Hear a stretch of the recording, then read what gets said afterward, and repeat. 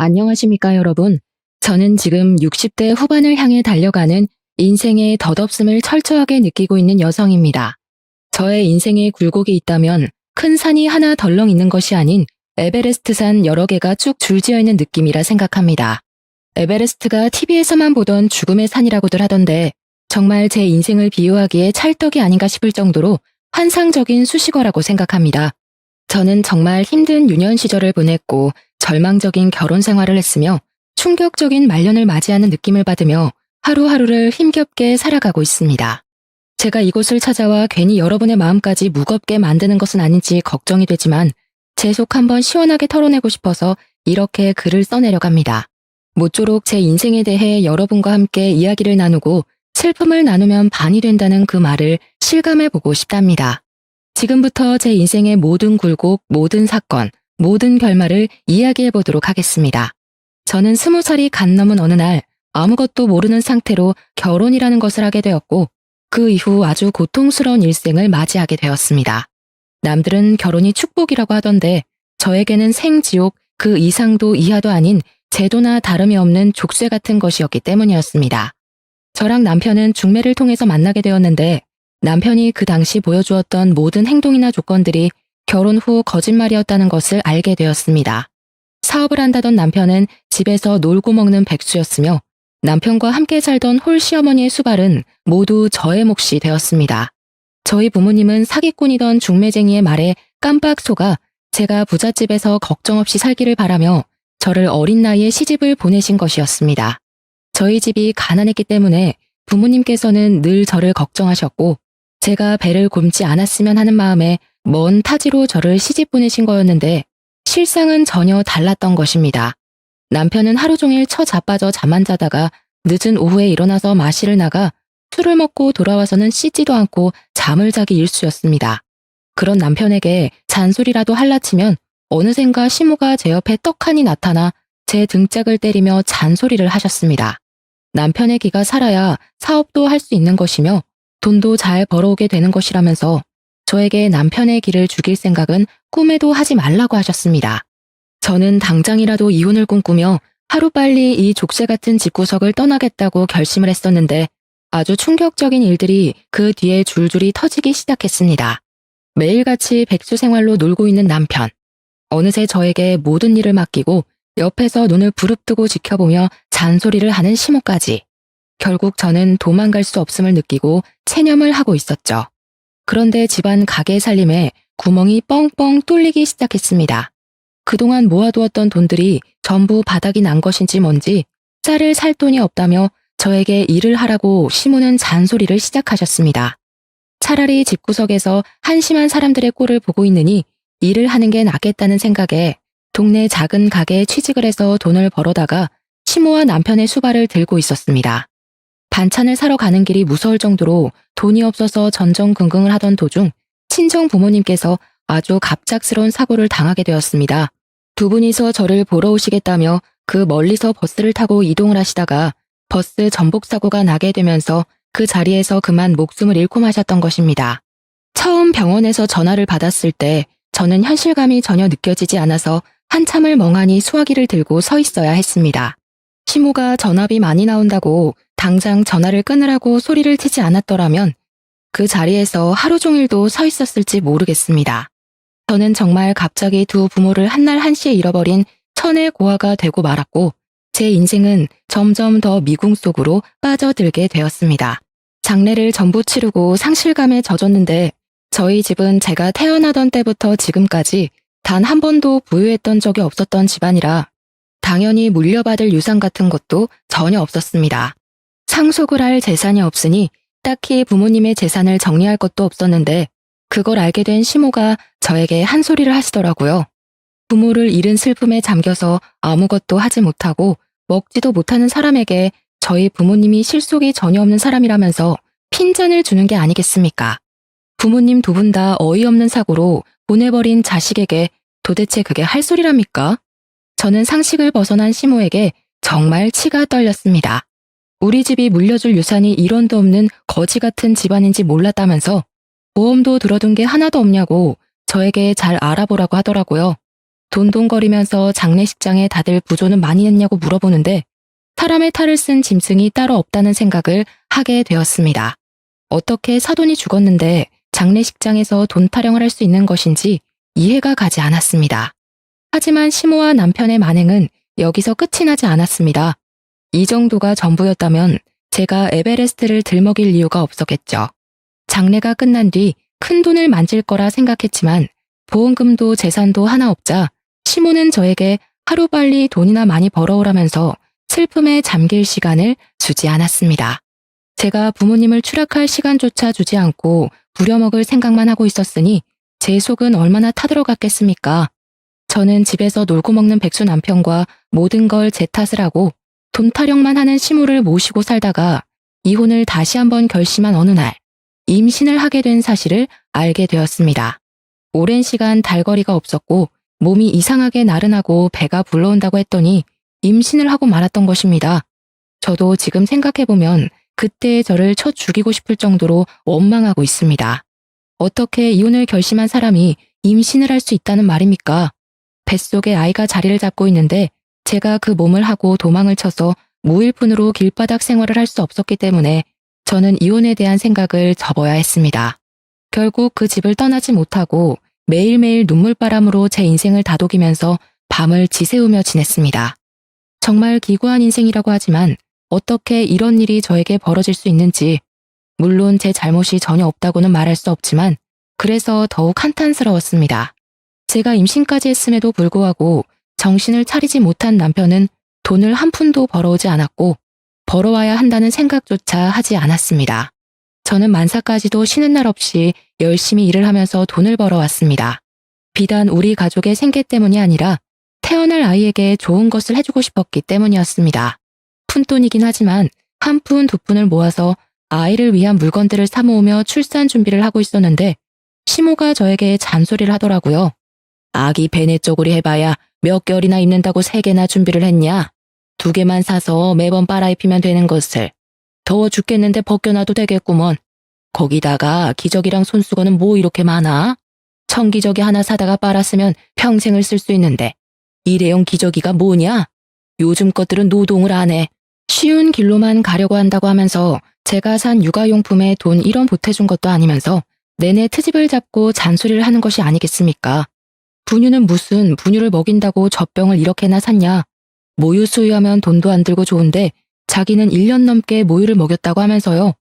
저런 거 살 돈이 있으면 본인이 먹을 고기라도 한 덩어리 더 사오라면서 나이가 들어서 그런지 자꾸 고기가 당긴다고 하시더라고요.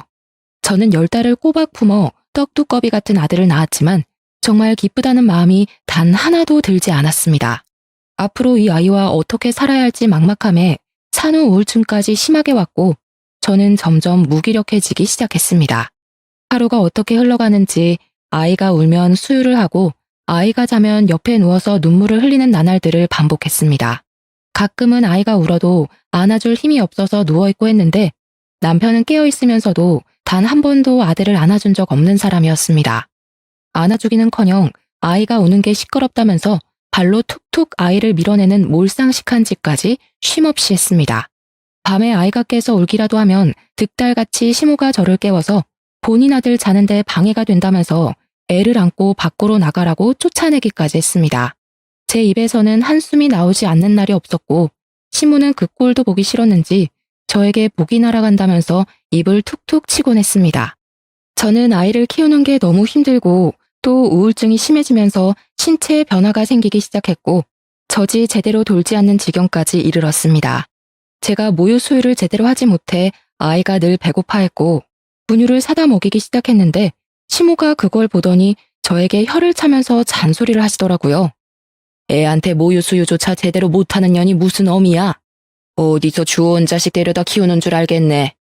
시모와 남편과 같이 살던 그 나날들은 정말 하루하루가 지옥과 다름없었습니다. 아니 차라리 지옥으로 떨어졌으면 좋겠다고 생각할 정도였습니다. 우리 아들이 5살이 되었을 때 정말 난데없는 개구진 아이로 변해버려서 하루가 멀다고 사고를 치고 다녔었습니다. 귀여운 사고부터 한숨이 절로 나오는 사고까지 하루도 빠짐없이 난리를 치우던 우리 아들은 매일같이 혼이 나야 정신을 차렸는데 저는 단 한 번도 손찌검을 한 적이 없었습니다. 그렇게 행동을 하면 안 되는 이유에 대해서 최대한 아이 눈높이에서 설명을 해주려고 노력을 했었습니다. 아이들은 뭘 해도 연약하고 귀여운 존재였기 때문에 꽃으로도 아이를 때리지 못하겠더라고요. 남편은 사실 제가 뭘 하든지 간에 아무런 관심이 없었고 아이와 눈조차 제대로 마주치지 않는 사람이었기에 신경도 쓰지 않았지만 시모는 나날이 잔소리를 심하게 하셨습니다. 저희 아들이 편식이 무척이나 심한 아이였는데 제가 일부러 요리를 할 때마다 아들과 함께 상을 차리고 요리를 하곤 했었습니다. 아들이랑 같이 채소도 썰고 밥을 준비하기 시작하면서 아들이 재료에 대한 흥미를 가지기 시작했고 새로운 맛에 대한 경험도 시작했거든요. 같이 밥을 먹을 때면 자기가 만든 음식이라는 걸 알기 때문에 한 입이라도 먹어보려고 시도를 하는 모습이 무척이나 기특하게 느껴져서 매일 그런 일상을 반복했었습니다. 그래서 저는 아들이랑 이것저것 같이 떠들고 만지고 썰면서 식사 준비를 했었는데 시모가 정말 저에게 불같이 화를 내더라고요. 어디 아들을 부엌에 데리고 들어가서 밥 준비를 시켜? 고추 떨어질 일 있어? 절대로 남자는 부엌에 들어가는 게 아니야. 저희 아들이 흥미를 가지고 즐거워하는 일임에도 불구하고 절대로 안 된다면서 반대를 하기 시작했고 요리를 준비하려고만 하면 아들을 데리고 방에 틀어박히셨습니다. 저는 다시 외롭고 쓸쓸하게 부엌에서 온 가족이 먹을 음식을 만들어야만 했었습니다. 시모는 저를 같이 사는 내내 집에 상주하는 종처럼 저를 부려먹었고 바깥에서 고립되기를 원해서 아예 집 밖으로 나가 노는 일을 금지시켰습니다. 현대판 노예와도 같은 짓을 7년이라는 세월 동안 하게 되었고 남편은 그동안 정말 단 한 푼의 돈도 벌어오지 않고 늘 탱자탱자 백수 생활을 하고 있었습니다. 물가는 오르는데 할 줄 아는 것은 잡일밖에 없던 제 월급은 오르지 않았고 하루하루의 삶이 버거워 아들에게 미안해질 지경이었습니다. 이대로 가다가든 온 가족이 쫄쫄 굶는 것 이외에는 방법이 없겠다 싶어서 아들을 데리고 도망을 쳐야겠다는 생각을 하고 있었습니다. 그러던 어느 날 남편이 술을 먹고 들어와서는 자고 있는 우리 아들을 발로 툭툭 차서 깨우기 시작하는 게 아니겠습니까? 아들이 잠에서 슬쩍 깨서 칭얼거리면서 남편에게 하지 말라고 투정을 부리고 있었는데 남편이 그 모습에 화가 난 건지 갑자기 아들을 흔들어 깨웠습니다. 너는 말이야, 아빠가 들어왔으면 다녀오셨냐고 제깍제깍 인사를 해야지. 인사도 안 해? 어? 누굴 닮아서 이렇게 버르장머리가 없는 거야? 애가 자다 깼는데 당연히 칭얼거리지 않겠어요? 오늘도 밖에서 신나게 뛰어놀아서 아마 피곤할 거예요. 얼른 씻고 와서 자요, 당신도. 네가 나를 돈 안 벌어온다고 무시하니까 애도 나를 무시하는 게 아니겠어? 이런 거 얼굴에 처바를 돈이 있으면 나한테 술값을 더 내놓으란 말이야. 마트에서 가장 싼 것만 잔뜩 골라 사온 제 화장품을 내리 던지면서 소리를 치는데 순간 공포심이 저를 덮치더라고요. 몇 번 써보지도 못한 아까운 제 화장품이 바닥을 대굴대굴 굴러다니는데 아깝다는 생각만큼 제 인생에 대한 회의감이 들었습니다. 제가 바닥을 구르는 화장품을 멍하니 바라보는데 남편이 갑자기 저를 확 밀쳐버리는 겁니다. 그래서 깜짝 놀라 하지 말라고 남편에게 소리를 쳤어요. 그 소리에 아들의 잠이 확 깬 건지 벌떡 일어나서 저를 밀치고 있는 남편을 보게 된 것입니다. 아들은 순간 놀래서 그런 건지 아니면 그 상황을 정리하고 싶었던 건지 제 아빠 다리에 막 매달리면서 아빠 하지마 하지마 하면서 고사리 같은 손으로 말리고 있었습니다. 하지만 술에 취해서 이성을 잃어버린 남편은 그런 아들이 귀찮았던 것인지 아들을 냅다 들어서 던져버렸습니다. 저는 너무 놀라서 비명소리를 질렀고 아들은 너무 아픈 나머지 소리를 내어 울지도 못하고 그대로 알아누웠습니다. 더 충격적인 건 남편이라는 새끼는 그런 아들이 시끄럽다면서 욕짓거리를 내뱉기 시작했습니다. 저는 그런 남편이 더 이상 사람으로 보이지 않았어요. 그래서 온 힘을 다해서 남편의 다리를 붙잡으며 뜯어 말렸지만 제 힘으로는 역부족이었습니다. 결국 저는 바닥에 쓰러진 아들을 감싸안고 그 아픈 발길질을 전부 받아내야만 했습니다. 우리 모자는 그날 남편에게 씻을 수 없는 상처를 입게 되었고 그날 밤새 내내 움직이지도 못하고 꺽꺽 소리만 내는 아들의 입을 틀어막고 밤을 지새워야 했습니다. 술이 확 오른 탓인지 그대로 쓰러져서 자는 남편이 아들이 내는 소리에 언제 돌변할지 모른다는 두려움 때문에 아들이 울음조차 편하게 지르지 못하게 입을 막아야 했습니다. 저 또한 그날 밤 얼마나 울었는지 모르겠습니다. 정말 이대로 저 인간이 눈을 뜨지 않았으면 좋겠다는 생각이 제 머릿속을 지배했습니다. 다음 날 날이 밝자 아이의 몸을 살피기 위해서 깨우는데 아이가 온몸에 힘이 들어가지 않는다면서 누워서 꼼짝을 못하는 게 아니겠습니까? 저는 너무 놀라서 구급차를 부를 생각조차 하지 못하고 그대로 아이를 들쳐업고는 근처 병원으로 달려갔는데 의사가 저를 보고 그러더군요.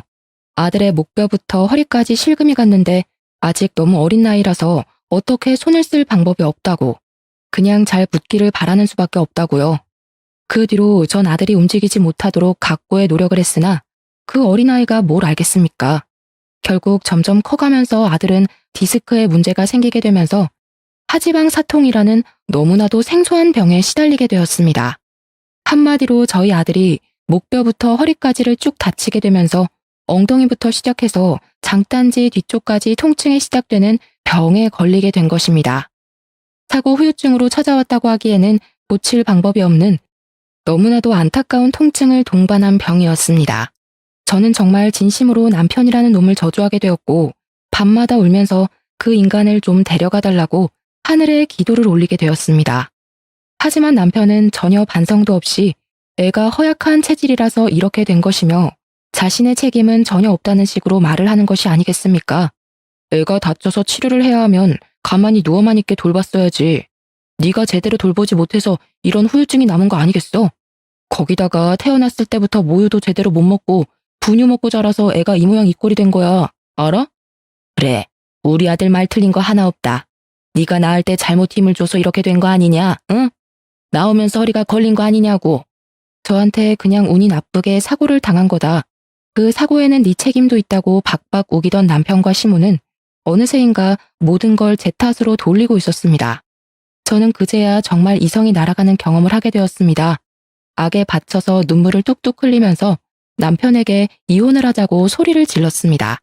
그러자 시모와 남편이 저까지 죽을련 취급을 하더라고요.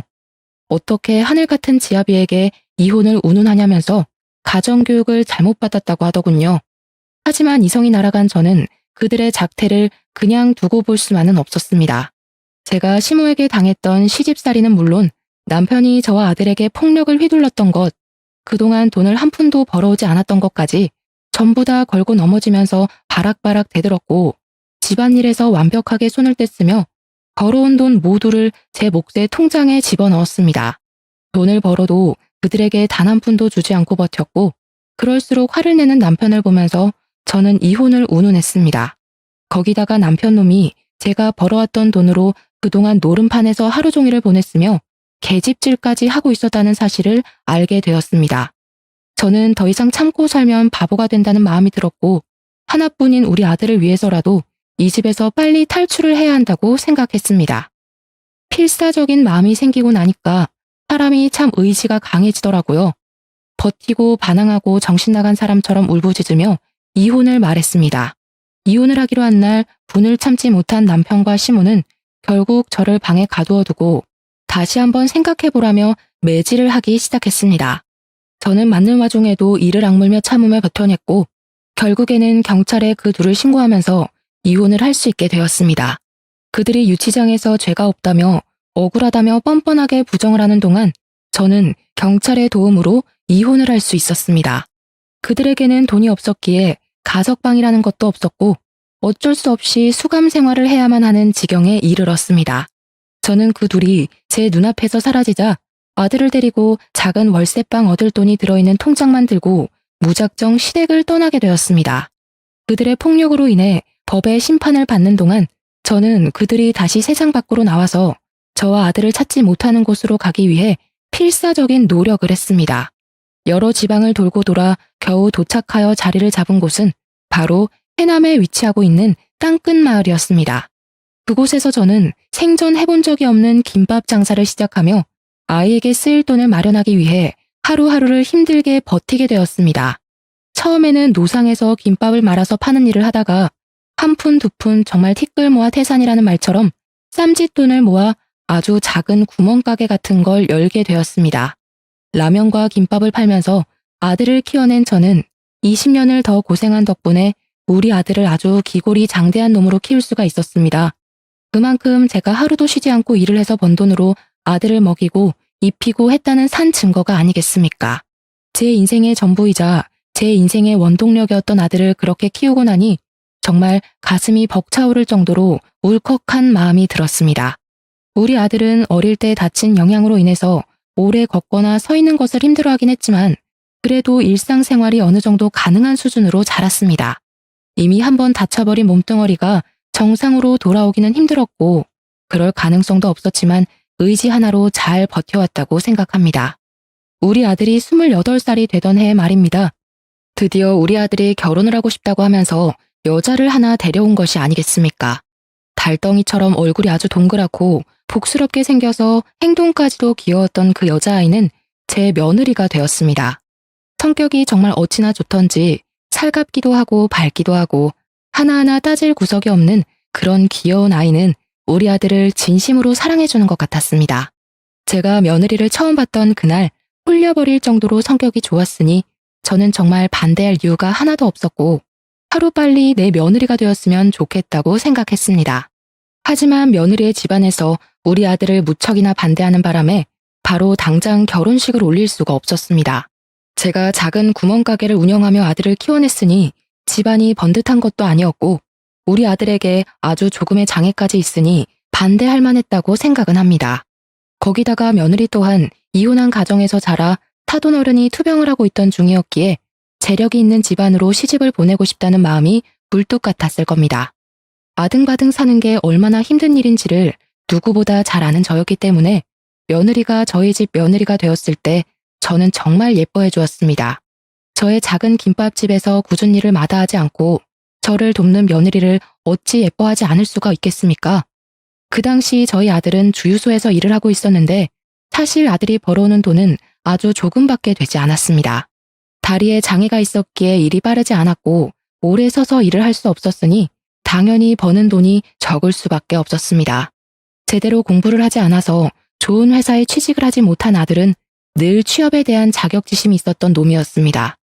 거기다가 반대가 심했던 안싸돈이 우리 아들에게 직장조차 제대로 가지지 못한 놈이 무슨 결혼이냐고 계속해서 무시를 해댔기 때문에 자격지심은 더욱 깊어지기만 했습니다. 하지만 저는 그런 일이 있음에도 불구하고 우리 아들 부부가 현명하게 대처를 하고 잘 이겨나갈 수 있을 것이라 생각해서 둘 사이를 지지해 주었습니다. 그러던 도중 정말 불운하게도 주유소에서 사건이 일어나게 되었습니다. 야간에 일을 하던 아들이 잠시 졸음에 빠져서 꾸벅꾸벅 하던 도중에 주유소 전문 털이범이 현금통을 통째로 털어간 사건이 벌어지게 된 것입니다. 아들이 한번 잠에 빠지면 누가 업어가도 모를 정도로 깊게 자는 놈이라 현금통을 털어간 범인으로 우리 아들이 지목되게 된 것입니다. CCTV가 있는 것도 아니었던 터라 아들이 훔쳐가 놓고 발뺌하는 거 아니냐면서 사장은 물론이고 경찰까지 우리 아들을 의심해 조사를 받게 되었습니다. 현금이 꽤 들어있었던 탓에 그 돈을 전부 물어내라고 난리를 치는 사장 때문에 우리 아들은 물론이고 저까지도 골머리를 썩었습니다. 수사를 통해서 제3의 인물의 지문이 나오면서 다행히 아들은 누명에서 벗어나긴 했지만 이미 대부분의 사람들이 우리 아들을 범인으로 생각하고 있던 상태였습니다. 가뜩이나 자격지심으로 똘똘 뭉친 아들은 범인으로 몰렸다는 그 충격에 헤어나오지 못하게 되어버렸죠. 아들은 그대로 주유소를 그만두게 되었고 저와 며느리가 김밥집을 운영하면서 버는 돈으로 먹고 살아야 했습니다. 하지만 그것도 쉬운 일은 아니었습니다. 김밥이랑 라면을 팔아서 버는 돈이 되면 얼마나 되겠습니까?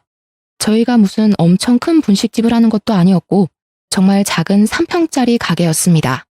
생활은 점점 궁핍해지기 시작했고 어쩔 수 없이 며느리가 취직을 하면서 돈을 벌어오기 시작했습니다. 그냥 작은 사무실에서 잡일을 하기 시작했는데 거기 사장이 또 엄청나게 나쁜 놈이었던 것입니다. 우리 며느리에게 돈을 더 얹어주겠다면서 치근덕거리기 시작했고 나중에는 불륜관계를 맺자고 요구를 했다는 것이 아니겠습니까? 당연히 저희 며느리는 절대로 그런 일은 없을 거라며 사장을 거부하기 시작했습니다. 그러자 치졸하게 회사 사람들 앞에서 대놓고 며느리에게 망신을 준다던가 일부러 야근을 시키는 둥 며느리를 괴롭히기 시작한 것입니다. 며느리는 하루가 다르게 우울해졌고 말라가는 게 눈에 보일 정도로 힘들어했습니다. 저는 당장이라도 며느리에게 일을 그만두라고 말을 하고 싶었고 아들에게는 나가서 돈을 벌어오라고 시키고 싶었습니다. 며느리가 너무나도 힘들어하자 저는 참지 못하고 아들에게 이만큼 집에서 놀았으면 나가서 돈을 벌어오라고 말을 했습니다. 나 같은 병신이 도대체 어디서 돈을 벌어오라는 거야? 어? 어디 취직할 자리 있으면 엄마가 좀 알아보던가. 이제는 다른 사람도 모자라서 엄마까지 나한테 손가락질을 하는 거야? 나를 무시하는 거냐고. 그 이후로 아들은 알코올 중독자처럼 술독에 빠져서 살기 시작했습니다. 저는 아들의 집에 갈 때마다 술병이 나뒹구는 걸 보고 얼마나 가슴을 치며 화를 냈는지 모르겠습니다. 너는 네 아빠 생각이 안 나니? 어떻게 이런 모습으로 매일매일을 보낼 수 있니? 네가 사람이라면 지난 과거를 떠올려봐라. 네가 누구 때문에, 뭐 때문에 그런 아픔을 가지게 됐는지는 생각도 하지 않고 매일 술을 마셔? 이런 식으로 행동할 거면 너도 며느리랑 이혼해라. 저 가여운 아이가 무슨 죄가 있어서 이런 꼴로 살아야 하니? 새 삶을 찾을 수 있게 기회를 주란 말이야. 저는 아들을 엄청나게 몰아세웠고 그럴 때마다 아들은 부들부들 떨면서 본인의 자격지심을 마음껏 드러냈습니다. 며느리는 당장의 생계를 책임져야 했기 때문에 일을 그만두지 못했고 똑같은 악순환이 반복되는 일상을 살아야만 했습니다. 저를 찾아와서 넋두리를 한다던가 저에게 자주 하던 연락도 서서히 끊기게 되면서 저는 점점 더 며느리의 걱정에 피가 마르는 심정으로 하루를 살았습니다. 결국에 저는 며느리가 걱정되어 참지 못하고 아들 집으로 방문을 했는데 며느리가 현관문을 여는데 선글라스를 끼고 있는 게 아니겠습니까? 어떻게 사는지 잘 살고 있는지 궁금해서 찾아갔더니 집안에서 선글라스를 끼고 있는 며느리의 모습에 무척이나 황당스러웠습니다. 아니 얘야, 너는 왜 집안에서 선글라스를 끼고 있니? 어머님, 저 눈병 걸려서요. 보기가 영 흉하기도 하고 옮길 수도 있다고 해서 그냥 끼고 있는 거예요. 안경을 찾지 못해서 어쩔 수 없이 선글라스를 끼고 있다며 어색하게 웃는 며느리를 보고 그냥 그런가 보다 하고 말았습니다. 그날 며느리와 대화를 잘 나누고 다음에 또 올 테니 잘 쉬고 있으라고 너무 힘들어하지 말라고 며느리의 등을 몇 번 다독여주고는 집으로 돌아왔습니다. 또 몇 주의 시간이 흐른 뒤 찾아가 보니 며느리가 이번에는 감기에 걸렸다고 하면서 마스크를 끼고 있지를 않나. 하루는 시간이 없어서 머리를 감지 못해서 냄새가 난다며 모자를 푹 눌러쓰고 있는 게 아니겠습니까? 제가 밖에서 만났더라면 이해를 했을 텐데 집안에서 만나는 건데도 그런 모습을 하고 있는 게 무척이나 의아했습니다. 제가 참 바보 같죠? 그게 며느리가 주는 신호임을 알았어야 했는데 저는 아무것도 눈치를 채지 못한 바보 멍청이었습니다. 시간이 한참 흐른 뒤 폐인이 되어버린 아들을 어떻게든 다시 일으키고 싶었던 저는 아들의 집을 줄기차게 방문하기 시작했습니다. 아들네 집으로 가서 며느리가 일이 바빠 챙기지 못한 집안 살림을 정리해주고 반찬도 채워주고 하면서 아들에게 잔소리를 했죠. 이제는 더 이상 놀지 말고 밖에 나가서 생산적인 일을 했으면 좋겠다고 짜증을 내는 아들을 툭툭 일으켜 세워주면서 말입니다. 며느리가 아들에게 잔소리를 하지 못할 게 뻔하니 제가 대신 나서서 아들을 다시 바깥으로 내보내야 한다고 생각을 했습니다. 집을 청소하던 도중에 며느리가 사용하는 것으로 보이는 화장대 서랍을 열었는데 거기서 이상한 종이뭉치와 수첩을 발견하게 되었습니다. 종이뭉치가 이상하게 낯선 듯 익숙해서 뭔가 하고 읽어보니 글쎄 병원 진단서가 아니겠습니까? 전치 3주, 4주 아주 다양하게 있었고 타박상에 의한 진단서가 대부분이었습니다. 저는 너무 놀라서 이게 다 뭔가 싶어서 꼼꼼하게 자리에 앉아 그 진단서들을 살펴보기 시작했습니다. 저는 점점 경악으로 얼굴이 물들었습니다. 저는 그 흔적을 너무나도 잘 알고 있었거든요. 그것을 폭력에 의한 물리적 피해를 입었다는 진단서였습니다. 덜덜 떨리는 손으로 수첩을 열어 확인을 하는데 날짜별로 빨간색과 파란색으로 표시되어 있는 것이 아니겠습니까? 파란색의 빈도가 훨씬 더 높긴 했지만 빨간색으로 체크가 되어 있는 날들이 꽤 많이 등장하기도 했습니다. 뒤로 넘겨서 그 날짜에 쓴 일기들을 확인하는데 며느리가 적은 것으로 보이는 그 일기에는 우리 아들에게 손찌검을 당한 이야기들이 줄줄이 써져 있었습니다. 제가 방문했을 때 선글라스를 끼고 있었던 것, 마스크를 써야 했던 것, 모자를 눌러 쓴 것 전부 저에게 보여주고 싶지 않았던 며느리의 노력이었던 것입니다. 제가 너무나도 사랑하는 아들이 자신에게 그런 몹쓸 짓을 했다는 사실을 시모인 저에게 숨기고 싶었던 며느리의 아픔이었던 것이죠. 일기의 내용 또한 정말 가관이었습니다. 회사 사장과의 관계를 의심하는 아들의 욕설로 시작된 일기부터 아이가 생기지 않는 것에 대한 화풀이까지 전부 상세하게 적혀 있었습니다. 저는 정말 분노로 이성을 잃어버린 사람처럼 부들부들 떨었습니다. 우리 아들이 저의 전 남편이 했던 짓을 고스란히 사랑스러워서 아껴만 주고 싶은 며느리에게 행하고 있다는 사실을 믿을 수가 없을 정도였습니다. 게다가 우리 아들은 술만 먹으면 개가 되었던 전 남편에게 당해서 신체에 문제까지 있는 놈인데 똑같은 짓을 하고 있다니. 저는 이 분노를 참지 못하고 며느리의 화장대 앞에서 눈물만 뚝뚝 흘리고 있었습니다. 그렇게 꾹꾹 참아내며 당장이라도 방에 있는 아들의 머리채를 잡고 싶은 걸 참은 지 1시간쯤 지났을까요? 며느리가 녹초가 되어 퇴근을 하고 돌아왔습니다. 저를 보자마자 놀라면서 식사는 하셨냐고 묻는 며느리를 보는데 저 착한 아이가 당했을 고통에 메마른 줄 알았던 눈에서 눈물이 다시 한번 쏟아지더라고요. 저는 며느리를 잡고 엉엉 울었고 제 눈물을 보자 같이 눈물이 터진 건지 며느리도 저를 붙잡고 엉엉 울기 시작했습니다. 저는 며느리에게 서랍 안에서 본 모든 걸 다 봤다고 이혼을 하라고 생각을 거치지 않고 이야기를 했습니다. 며느리는 저에게 어떻게 해야 할지 도무지 감을 잡지 못하겠다고 하더라고요. 그이가 술을 먹고 화풀이를 할 때만큼은 이혼 생각이 간절하다가도 평소에 건드리지 않으면 싸울 일이 없어서 괜찮다는 생각도 들어요. 제가 너무나도 사랑하는 사람이기 때문에 한 번만 용서해주자는 마음으로 살다가 여기까지 오게 된 거예요. 거기다가 저희 어머니께서 엄청나게 반대를 하셨었잖아요. 엄마 보기 부끄러워서 제가 어떻게 이혼을 하겠어요. 저는 며느리에게 생전해본 적 없던 호통을 크게 쳤습니다. 너의 인생이 지금 나락으로 가게 생겼는데 그 와중에 부끄럽긴 뭐가 부끄럽다는 게야. 내가 화장대 서랍 안에서 모아둔 증거 다 봤다. 이거 가지고 경찰에 신고를 해. 그리고 내가 가게를 팔아서라도 네 변호사 선임해 줄 테니까 이혼 소송을 걸어. 우리 아들이지만 저 모양 저 꼴로 사는 거 나 더 이상은 못 본다. 내가 시키는 대로 이혼해. 그런데 그 순간 제가 호통치는 소리 때문에 깬 건지 뭔지 방에서 자고 있던 아들이 뛰쳐나오는 게 아니겠습니까?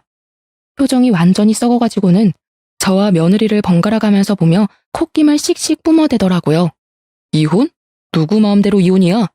그러더니 제 손에 들려있던 진단서 뭉치를 빼앗듯이 들고 가더니 하나하나 확인을 해보는 것이 아니겠습니까? 전부 다 확인을 한 아들은 그 진단서 뭉치를 허공에다가 뿌렸습니다. 와, 진짜 소름 돋네. 이런 증거들을 하나하나 모으면서 내 뒤통수를 칠 생각을 하고 있었단 말이야. 거기다가 엄마가 이혼을 도와주겠다고? 아들은 갑자기 눈알을 뒤집으면서 며느리를 향해 돌진을 하려고 드는 게 아니겠습니까? 저는 재빨리 며느리 앞을 막았습니다. 저는 태어나서 처음으로 아들의 뺨을 세차게 2대를 연달아 때렸습니다. 지금 누가 누구한테 화를 내고 있는 거야? 정신 안 차릴 거야? 내가 이 꼴 더 이상은 못 보겠다.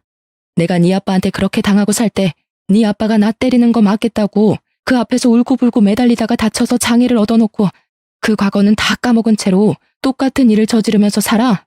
네가 사람 새끼야? 악마 새끼지? 저는 소리를 치면서도 문이 풀리지 않아서 황당해하고 있는 아들의 뺨은 물론이고 등짝이며 팔뚝이며 손이 닿는 대로 때렸습니다. 엄마는 어떻게 자식 생각 하나도 안 하고 이혼을 시킬 생각만 하냐고. 내가 며느리 보기 부끄러워서 더 말을 못하겠다. 얘, 넌 뭐하고 있니? 당장 짐 싸서 친정으로 가. 그러자 아들은 며느리를 말리려고 악소리를 내며 달려들었고 저는 그런 아들의 발을 걸어 넘어뜨렸습니다.